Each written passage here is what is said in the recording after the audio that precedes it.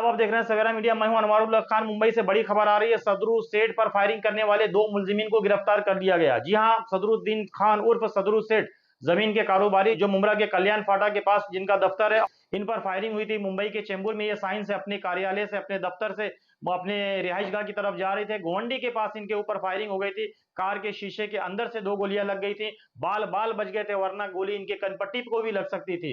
इनकी हालत मुस्तकम बताई जा रही है। गोलियां निकाल ली गई हैं। इस केस के 2 मुलजिमीन को पुलिस ने गिरफ्तार कर लिया गया। एक सांता क्रूज का रहने वाला अफसर खान, जिसे पुलिस ने मीरा रोड से गिरफ्तार किया है, इसी ने गोली चलाई थी। फायरिंग करने वाला शूटर यही था। उसके अलावा एक और साथी इसका फिरोज खान, जिसे पुलिस ने धारावी से गिरफ्तार किया है। इसमें मुंबई क्राइम ब्रांच और मुंबई की जोनल पुलिस दोनों ने मिलकर बड़ी कार्रवाई अंजाम दी है। पुलिस ने 2 शूटर्स को, 2 लोगों को गिरफ्तार किया। बताया जाता है कि प्रॉपर्टी तनाजा के मामले को लेकर ये फायरिंग की गई। आप जानते हैं कि सदरू सेठ एक बड़ा नाम है जमीन के कारोबार में। इनके जमीनों को लेकर बहुत सारे मामला थे, बहुत सारे इनके तनाजात जमीन को लेकर चल रहे हैं, जिसके चलते एक बड़ा जानलेवा हमला मुंबई के चेंबूर में बुध की रात तकरीबन 9 साढ़े 9 के आसपास हो गया।